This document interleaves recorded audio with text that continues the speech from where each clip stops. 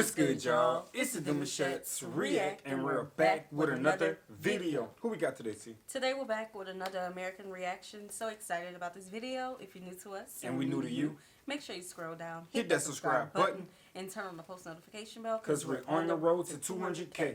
And we cannot get there without you guys, alright? Join the family without further ado. Let's get into the video. Let's get it. There was one time I got bit by a dog, and that was fun. Dogs in Samoa, they're really different than dogs here in America. In America, we treat them like, you know, man's best friend. We love them and stuff. But in Samoa, they're more of just like guard animals. So there's no fences in Samoa, and the dogs don't really care if they leave the boundaries of the property of people's home. So if you're just walking along the street, all of a sudden these dogs will start charging at you, and in order to scare them off, you have to like bend down and pretend to pick up a rock, because that motion, they're so used to it, people throwing rocks at them, and it's just part of the culture. One time I was at a house and we were trying to find someone with my friend, my companion, and when we were walking up to the house, there was a dog laying there, and my friend's like, oh, looks like no one's home. We did a little walk around the house, didn't go directly up to the dog, but I was like, hey, I want to try it out, let's go see if they're home. So I walk up to the door with the dog laying there, and I look down and it's like a really beefy built German Shepherd kind of dog. Normally the dogs are pretty skinny and wimpy, but in some areas they feed them really well, especially near the city, and this dog was really fed. And I walk up to it and I say, hey buddy, is anyone home? And then the dog looks up at me and starts growling and opens up its long teeth. And I get pretty scared and I was like, whoa, probably shouldn't have done that. So I just start backing up and I walk back and it starts barking at me. And there's a term Samoans use when the dog starts coming at them, or just if they're nearby them and annoying them. They say Helu, which means like go in a sense, but you put an H in front. Up and I walk back and it starts barking at me, and there's a term Samoans use when the dog starts coming at them, or just if they're nearby them annoying them. They say Helu, which means like go in a sense, but you put an H in front of the word alu, which alu means go. So I was yelling Helu, Helu. Why we don't have a word? Get. Oh yeah, you better get your dog. Get your dog. That's the word. Get your dog, and the sound of footsteps running. Yes, that's the word. Yes, that's what we say. And the sound of the hood of a car caving in. That's the word. Because we jumping on top of the car. Pretty much. Repeatedly at it and like running backwards, and then the dog lunges and he implants his teeth, his two front fangs, inside my leg. And that was really painful. No. So at first it was more of a shock. I didn't know what he didn't bend down and pick up a rock. It ran off, which I was surprised. It didn't keep attacking. It just bit and then ran. My friend, my companion that was with me, starts laughing at me, and I'm like, dude, why are you laughing? Look. And the blood was gushing everywhere. And he's like, oh shoot, my bad. So he just looks around and finds one of their lavas, those little things you wrap around your waist, hanging up on their laundry thing, and he grabs it, makes a tourniquet out of it, and puts it around my leg.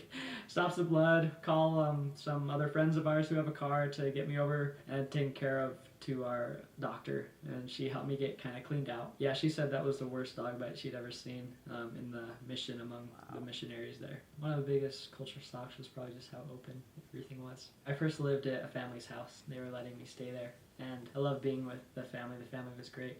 It was just so open. We had only one door to our room, my companion and I, but all the windows were open. You could hear bugs outside and everything. I was just worried a cockroach was going to come get me or something. And then when I would go to the bathroom to go have a shower, it was partly outside, so I was just kind of worried myself too. Like, man, I'm not used to this. It's just all open. But that's how the people are. They just, you know, most of them are all shirtless, all the guys, and just have lava for a little covering they use for their pants. That was probably the biggest shock, was just how open it was and all the bugs everywhere. Okay. Well, he was in there. Oh, he was deep in the Samoa culture. Right. So we've watched quite a few videos of Samoa before, and it seemed pretty modern. Like, especially when we saw them go into the church and things like that.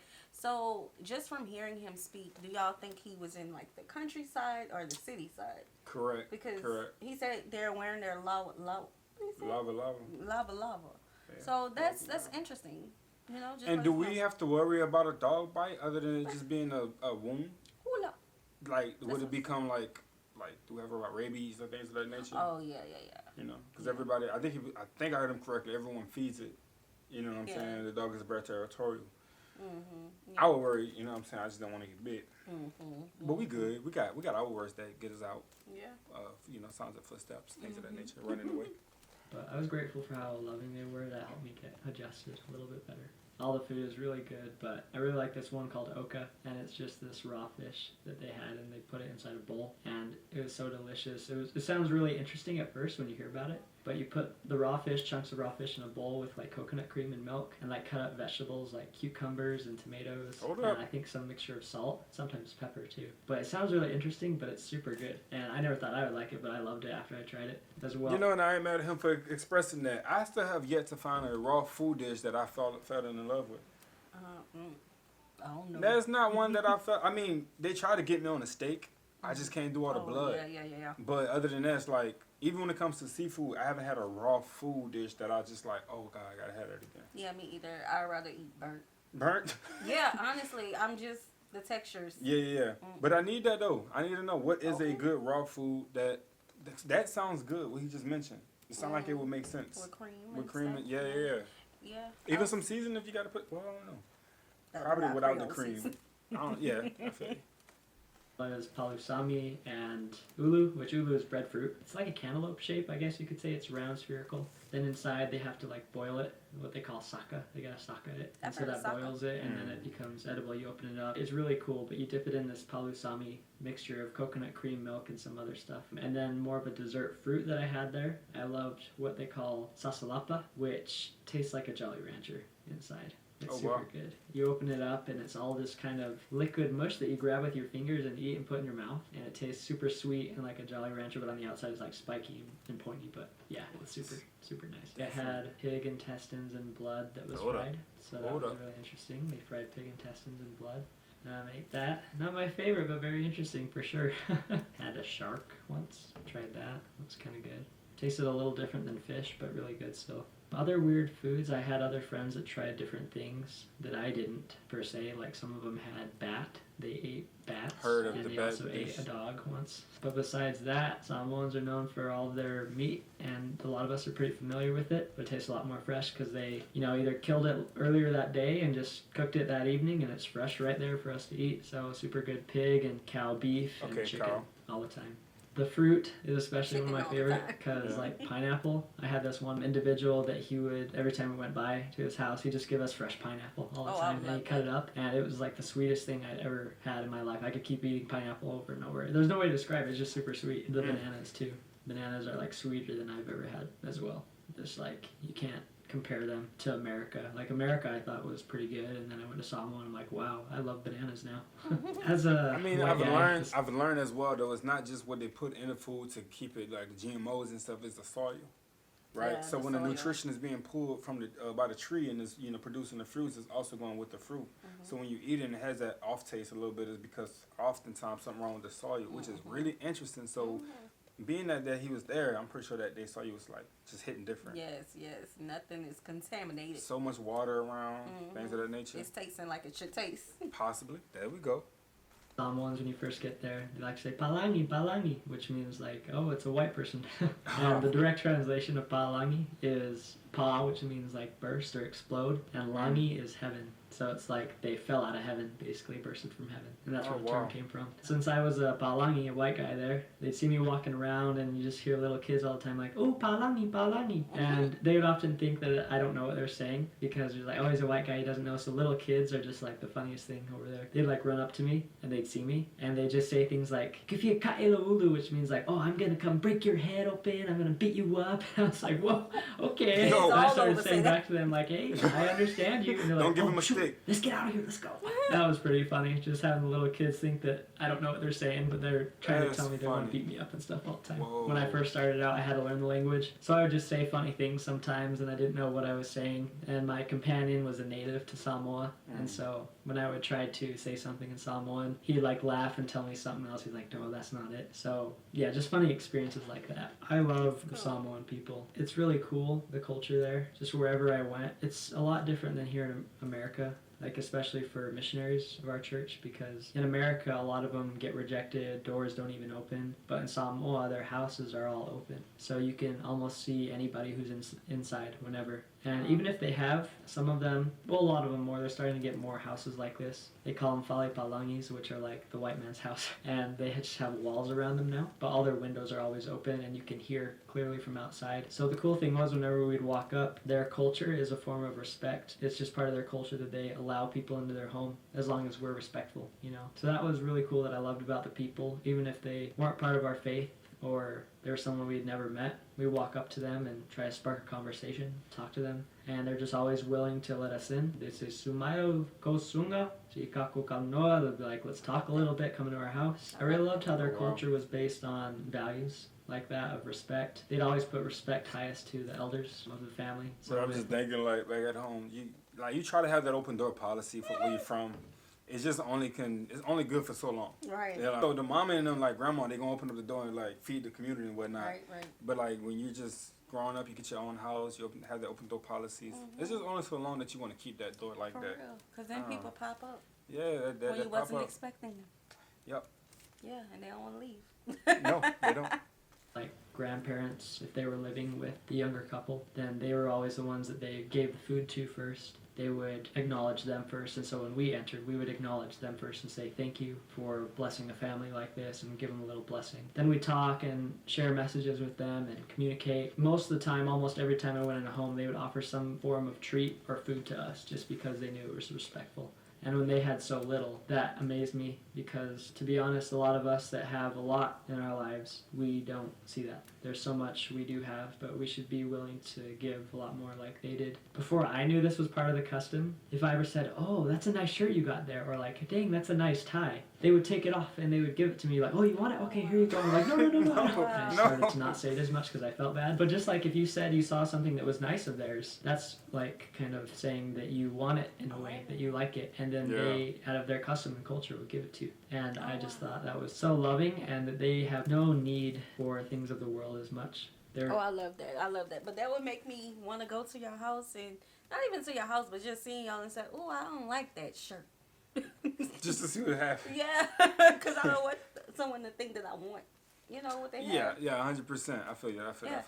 So how do y'all compliment, like, each other's, like, if you like something that someone has on or their hairstyle, how do y'all compliment them? That's a good question. Yeah.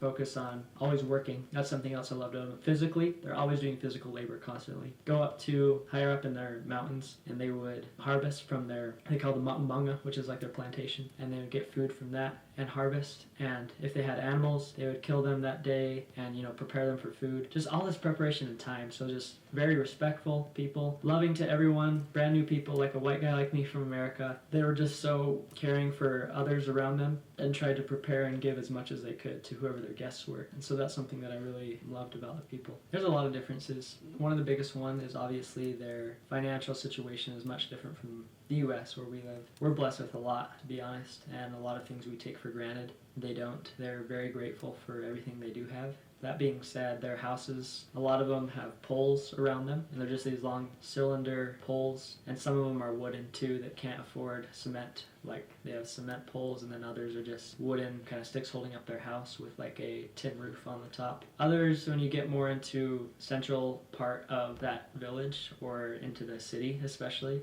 the houses start getting nicer and they're a little more modernized with walls and windows, but that's kind of their situation with that. They have usually 5+ people living at their home at a time. They're always huge families. When like a cousin of theirs needs a place to stay, they would let them stay. Don't have to pay 100%. anything. What I really liked about the Samoan people too is the way that they got food. It is especially, like I mentioned earlier with the plantations, they would go and do that themselves like every day, prepare the food. So that was really cool about Samoa, even though it was mainly a third world country. They were still very suppliant, if that's the word. They always had enough food. And that was because the weather and the conditions there were always able to allow food to grow. And so that was really cool. As long as they were physically able to, they could go plant it and make it. But if they were limited on money for other food and clothing and utensils they needed, then they would make cocoa Samoa.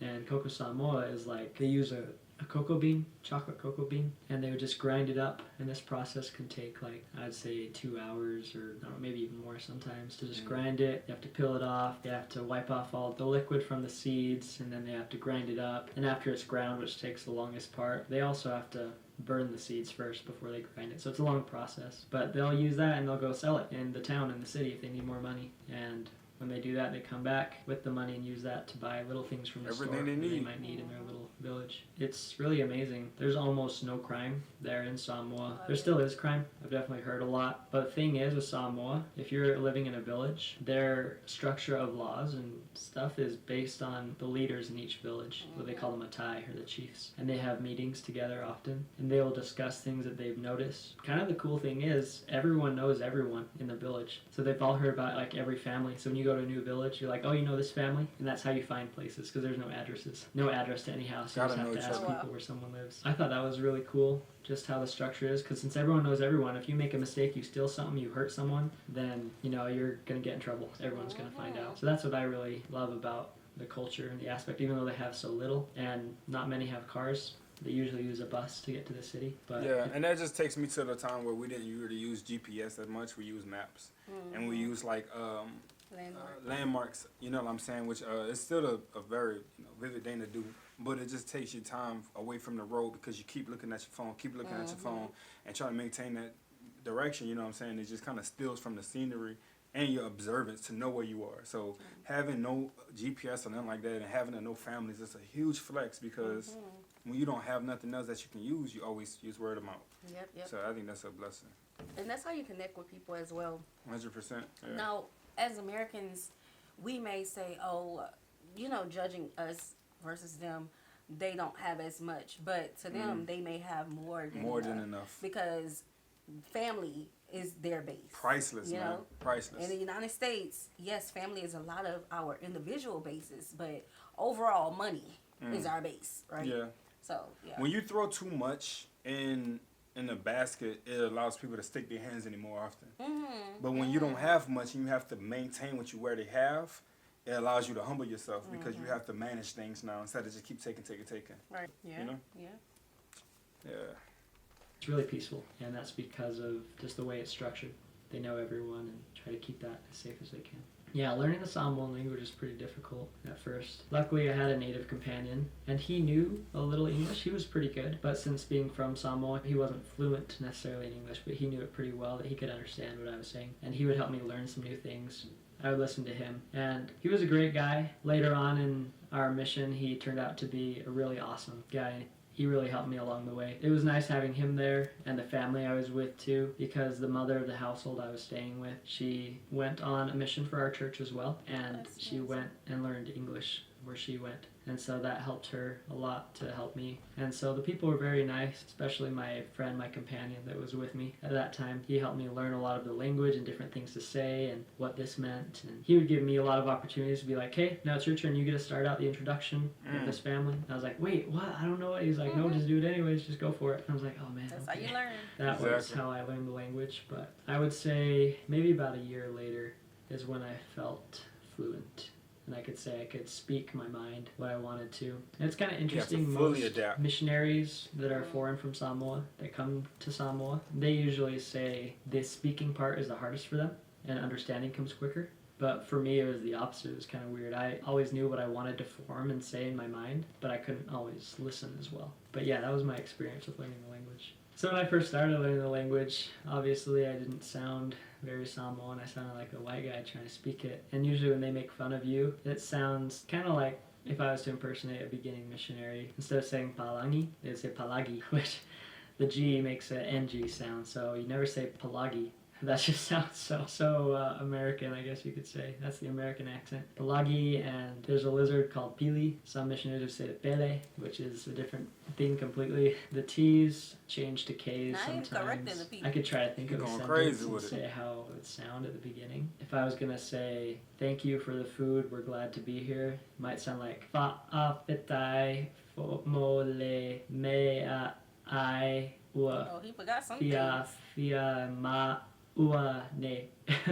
That's what it sounded like if I first started. But after being back, it should sound more like if aftai lava mole me ai o sound ma ua ne.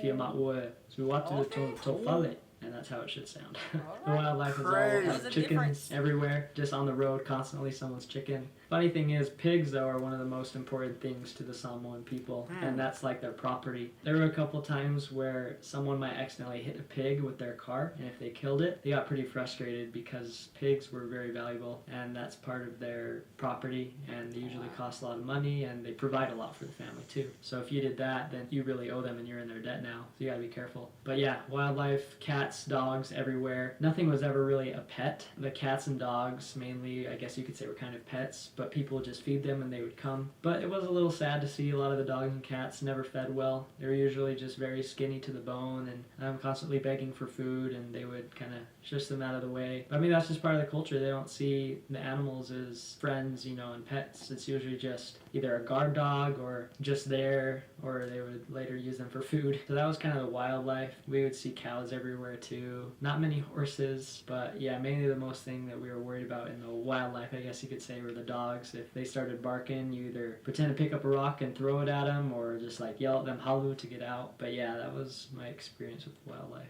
I'd just love to thank the people for everything that you are and stand for. Of course, we all as humans, you know, have faults, but never have I seen people more willing to give what little they have to strangers. And that's really helped me to want to be a better person since coming back. And I love all of your respectfulness that you gave to me and my type, especially from America. Oh, yeah, we're going to stop at that. Make sure you guys check his channel out. Being that what they have may not be plentiful in our eyes, it's so much to them still at the end of the day. And obviously, they're loving their lifestyle. And they have a family, they have culture, and they have village, and they have community. And that's what it's all about at the end of the day.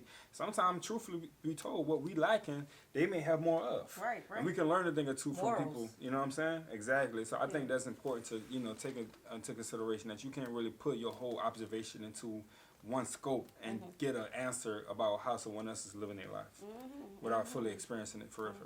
Yeah, so with that being said, y'all already know what's coming up next, okay?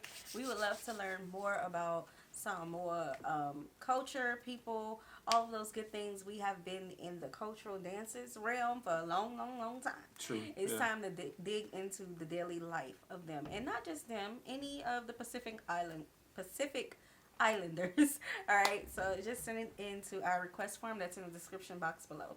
We hope you guys enjoyed this video with us. Be sure to subscribe. We'll see you soon. Peace.